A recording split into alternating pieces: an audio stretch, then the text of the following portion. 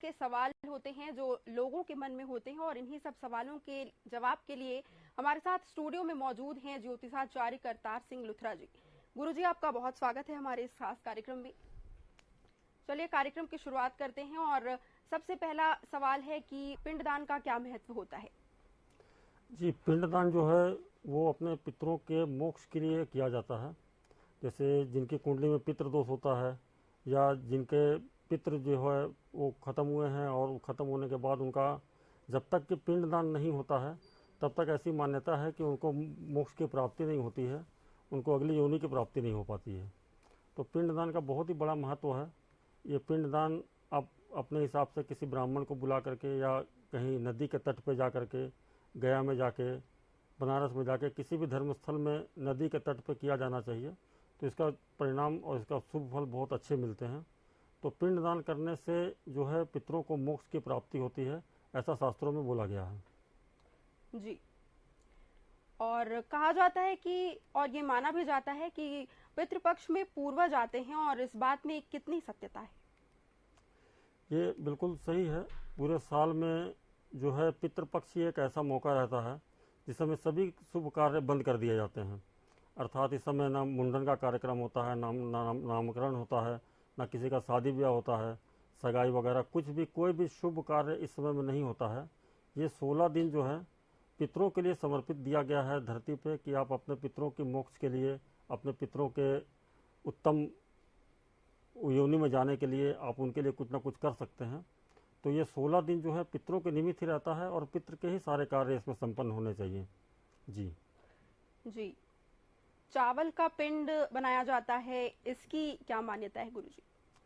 चावल का पिंड इसलिए बनाया जाता है क्योंकि चावल जो है वो चंद्रमा का द्योतक माना जाता है, यानी कि चंद्र ग्रह से इसका पूरा पूरा संबंध है। और पितृदोष से मुक्त करने के लिए चंद्रमा एक बहुत ही बड़ा ग्रह है, और उसके इन्वॉल्व के बगैर में पितरों को मोक्ष नहीं मिलती है। आप देखेंगे वैसे भी आप पितरों के लिए तर्पण करते हैं तो उसमें पानी का दूध का प्रयोग किया जाता है, और साथ में चावल के पिंड बनते हैं। तो वो पितरों को मोक्ष प्राप्त करने के लिए चंद्रमा का रोल बहुत आवश्यक है, इसलिए चावल के पिंड बनते हैं, और उसी से पितरों को पिंडदान किया जाता है। जी, इन दिनों कौवा को खाना भी खिलाया जाता है। कौवा को खाना खिलाने से क्या लाभ मिलता है, इसके पीछे क्या कहानी है? इसके पीछे ऐसा है कि माना जाता है, शास्त्रों में ऐसा वर्णित है कि जिस समय समुद्र मंथन हो रहा था उस समय में कौवों ने उस अमृत को चख लिया था। जो अमृत कलश से अमृत निकली थी उसको कौवों ने चख लिया था। तो ऐसा करने के कारण कौवे जो है वो अपनी नेचुरल डेथ उनकी नहीं होती है, ऐसा माना जाता है। वो किसी न किसी दुर्घटना के शिकार होते हैं, तो उनकी आयु बहुत लंबी मानी जाती है। और ऐसा बोला जाता है, शास्त्रों में ऐसा वर्णित है कि ये जो 16 दिन होते हैं पितृपक्ष के, इसमें सभी के पितर जो है कौवों के अंदर में प्रवेश करके सूक्ष्म शरीर के रूप में उनको अंदर में आकर के आपके अगल बगल में विचरण करते हैं।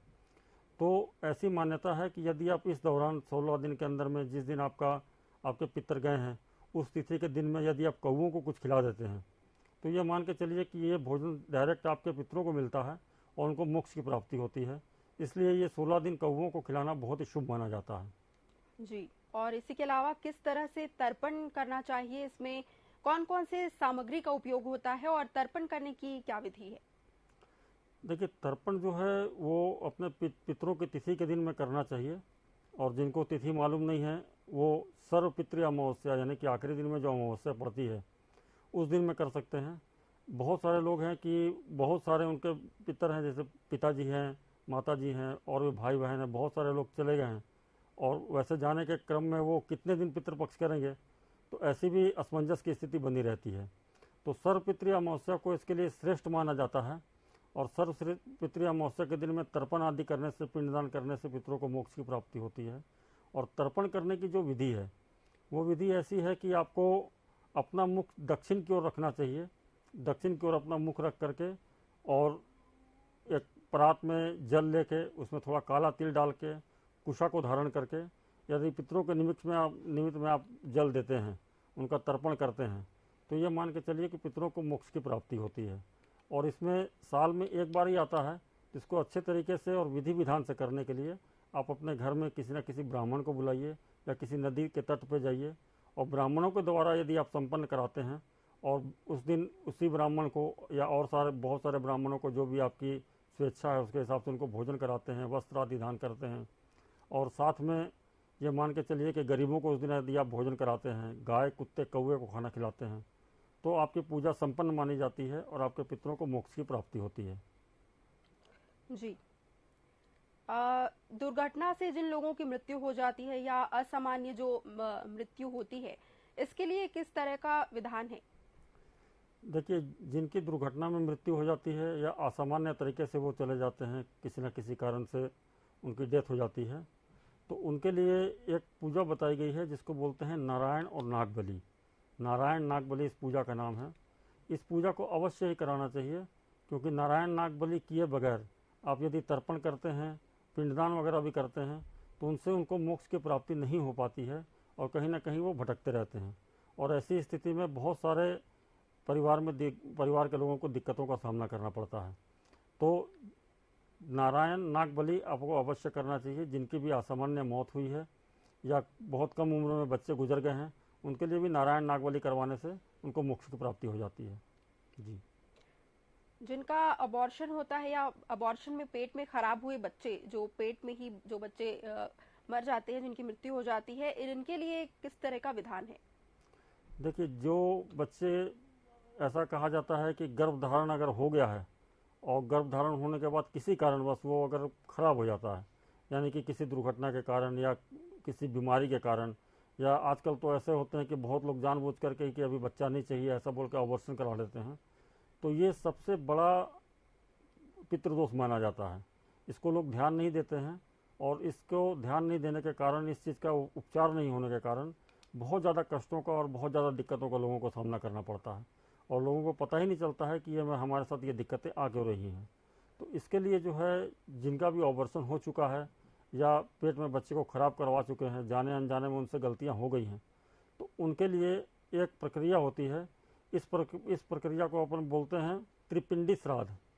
त्रिपिंडी कराने से जो बच्चे पेट में खराब हो गए हैं, जिनका ऑपरेशन हो चुका है, ऐसे बच्चों को मोक्ष की प्राप्ति होती है और उनके दोष से आप मुक्त होते हैं। तो ये त्रिपिंडी का भी बहुत बड़ा महत्व है। इसको भी आदमी को अवश्य करना चाहिए जिनके हाथ से ये गलतियां हो चुकी हैं। जी। पितृदोष का क्या लक्षण है और कैसे पता चले कि किनको पितृदोष है और किन्हें ज्यादा पितृदोष है? देखिए, जिनके अंदर भी पितृदोष रहता है, एक तो आप किसी ज्योतिषी के पास जाएंगे तो वो कुंडली देख के भी आपको बता देंगे कि आपकी कुंडली के अंदर में पितृदोष है या नहीं है। और जो ज्योतिषी के पास नहीं जाना चाहते हैं या नहीं उनसे संपर्क है या किसी भी कारण से वो जानना चाहते हैं कि इसका हमारे जीवन में क्या प्रभाव होता है, तो ऐसे लोगों को देखेंगे जिनकी कुंडली में पितृदोष होता है या जिनको पितृदोष लगा हुआ है।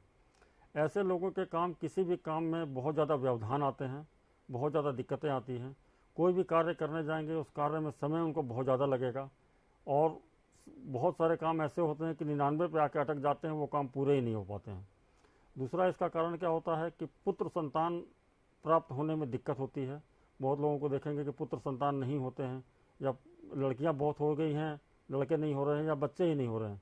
ऐसे लोग भी पितृदोष से ग्रसित होते हैं। बहुत सारे घरों में देखेंगे कि मांगलिक कार्य नहीं हो पा रहे हैं, किसी का शादी ब्याह नहीं हो पा रहा है, कहीं ना कहीं शादी ब्याह में बहुत दिक्कतों का सामना करना पड़ रहा है, बहुत अड़चनें आ रही हैं। तो ये चीज़ें होने के कारण आपको समझना चाहिए कि ऐसी कोई भी स्थिति आपके घर में बन रही है तो आपके घर में पितृदोष है, और पितृदोष का निवारण इन 16 दिनों के अंदर में अवश्य कर लें, तो इससे आपको बहुत हद तक रिलीफ मिल जाएगा। जी। कई जगहों पर यह भी कहा जाता है कि पितृपक्ष के दौरान भगवान की पूजा नहीं की जाती और दीपक नहीं जलाए जाते घर में। ऐसा क्यों होता है? देखिए, ऐसा है कि ये 16 दिन जो है पितरों के निमित्त में बताया गया है कि इन समय में पितरों को ही आप पूजन करें। और ऐसा शास्त्रों में कहा गया है कि जब तक आपके पितर प्रसन्न नहीं होते हैं तब तक देव आप पे प्रसन्न नहीं हो सकते हैं। आप देवताओं की कितनी भी पूजा कर लो, यदि आप पितृदोष से ग्रसित हैं, आपके पितृ का ही आशीर्वाद आपको नहीं प्राप्त हो रहा है, तो देवता भी अपना आशीर्वाद आपको नहीं देते हैं। तो ऐसा बोला जाता है कि इन 16 दिनों में पहले पितरों के लिए करो जो भी करना है आपको। आपकी दैनिक दिनचर्या जो है, जो पूजा पाठ आप करते चले आ रहे हैं, उसको करते रहिए। उसमें कोई रुकावट वाली बात नहीं है, उसमें कहीं कोई संशय नहीं है कि आपको ये पूजाएं नहीं करनी चाहिए। आप उनको कर सकते हैं। लेकिन पहले पितरों के निमित्त में जो भी कार्य है उनको करें, उसके बाद में तर्पण आदि करने के बाद में आप स्नान करके भगवान का पूजन वगैरह कर सकते हैं। जी जी गुरुजी, इसी के अलावा गया में पितृ पक्ष का बहुत महत्व होता है, साल भर वहां पर पिंडदान किए जाते हैं। तो पितृ मोक्ष के दौरान, पितृपक्ष के दौरान गया का क्या महत्व है? देखिए, गया का ऐसा महत्व है कि गया में ऐसा बोला जाता है कि वहाँ पे आप पिंडदान करते हैं, गया श्राद्ध करते हैं, नारायण बलि, नाग बलि वगैरह करते हैं। ये प्रक्रियाएं यदि आप करते हैं तो आपके ये 121 कुल के लोगों का उद्धार हो जाता है।